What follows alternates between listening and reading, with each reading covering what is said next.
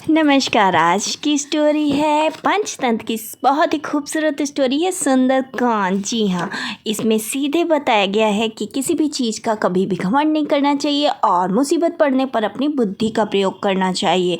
साथ ही अपनी कमजोरी को ही अपनी ताकत बनाना चाहिए। तो इतनी अच्छी स्टोरी सुनने के लिए हमारे चैनल को सब्सक्राइब कर लीजिए। Welcome to Dhani fun club educational series. Educational series में शॉर्ट स्टोरी सीरीज़ में भी आपका स्वागत है, जिसमें हम मोटिवेशनल स्टोरीज़ आपके लिए लेकर आने लगे हैं। तो हमारे चैनल और इस खूबसूरत सी फैमिली का हिस्सा बनने के लिए हमारे चैनल को नीचे सब्सक्राइब का बटन आ रहा है, उसको दबा के बेल आइकॉन ज़रूर दबा लें और कमेंट करके हमें इस स्टोरी के बारे में बताइए कि पहले आपको ये स्टोरी पता थी कि नहीं। तो शुरू करते हैं अपने वीडियो। किसी जंगल में एक बारहसिंगा अपने परिवार के साथ रहता था। वो बहुत शक्तिशाली था।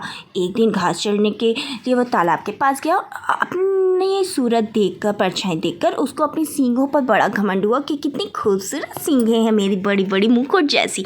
मगर थोड़ी देर में उसकी यह वो अच्छी नहीं रह गई। उसने जैसे ही अपनी टांगें देखी तो उसने कहा, पतली पतली कैसी टांगें हैं मेरी, भगवान हे ईश्वर मुझे ऐसी टांगें क्यों दी। वो अपने कोसने लगा अपनी पतली टांगों के लिए। और बारहसिंगा तालाब पर पानी पीने आता तो अपने सींगों को तो बहुत ही निहारता, मगर टांगों के पीछे वो बहुत ज़्यादा परेशान हो जाता। वह सोचता, जब सींगों का मुकुट है उसके सिर पे तो वो क्यों ना जंगल का राजा हो। और धीरे धीरे उसमें घमंड भर गया और वह शेर के अतिरिक्त सभी पशु पक्षियों से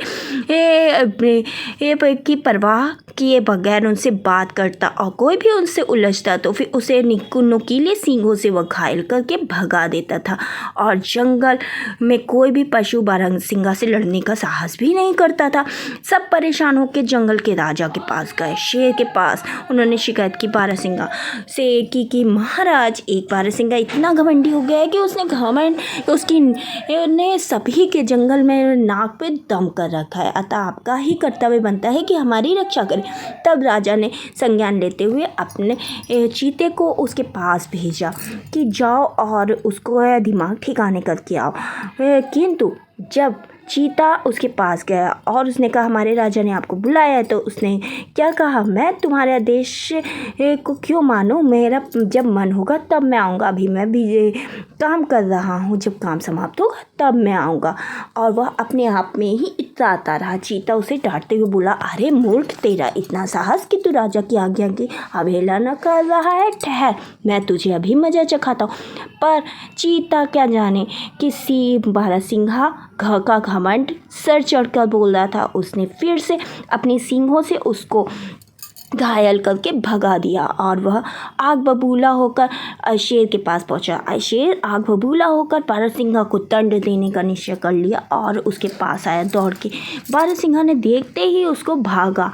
बारहसिंगा ने जब शेर को देखा तो डर के मारे भागने लगा और उसका पीछा किया, परंतु बारहसिंगा को पकड़ ना सका क्योंकि उसकी पतली टांगें उसको बहुत दूर तक ले गई। बारहसिंगा दूर से शेर से बोला, मैं पहले तुझसे डरता था, परंतु आज तुमको भी देख लिया। जिस तरह मैंने अपने नुकीले सींगों से चीते को घायल किया ना, वैसे ही तुझे भी घायल कर दूंगा। आज से जंगल का राजा तुम नहीं बल्कि मैं हूँ। मैं तुम्हारे आज्ञा कर देता हूँ कि तुम यहाँ से भाग जाओ।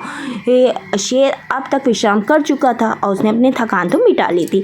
अब उसने फिर से उसको दौड़ाना शुरू किया और घमंडी बारहसिंगा भागा तो उसके सींगे की झाड़ी में जाकर फंस गई और लाख हटाने पर भी ना हटी। मगर किंतु जब तक घबराहट में पैर पटकने लगा, उसने मजबूत पैरों से झाड़ी टूट गई और वह भागकर शेर से काफ़ी दूर चला गया था। सिर पर पैर रखकर भागा। अब शेर की पहुंच से वह बाहर हो गया था और उसने राहत की सांस ली, अपने पैरों को धन्यवाद दिया। उसने कहा, धन्यवाद मेरे मजबूत पैरों, आज तुम ही ने मेरे प्राणों की रक्षा की। सुंदर है वह जो मंगल करे, सुंदर है वह जो समय पर काम आए।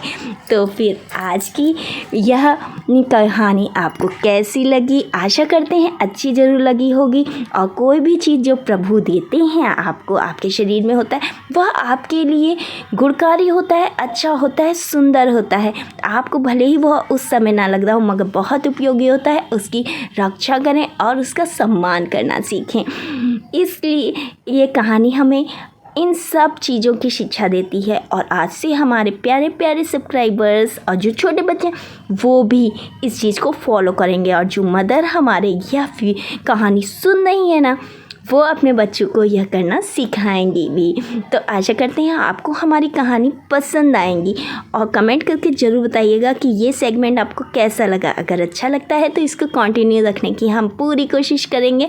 हमारे चैनल से बने रहिएगा हर चैनल के साथ, ताकि अच्छी अच्छी सी मोटिवेशनल स्टोरीज़ और 10 लाइन ईजी ऐसे तो आप देख ही रहे हैं। तो पसंद आता है तो हमें कमेंट करके ज़रूर बताइएगा। जय हिंद, जय भारत, वंदे मातरम।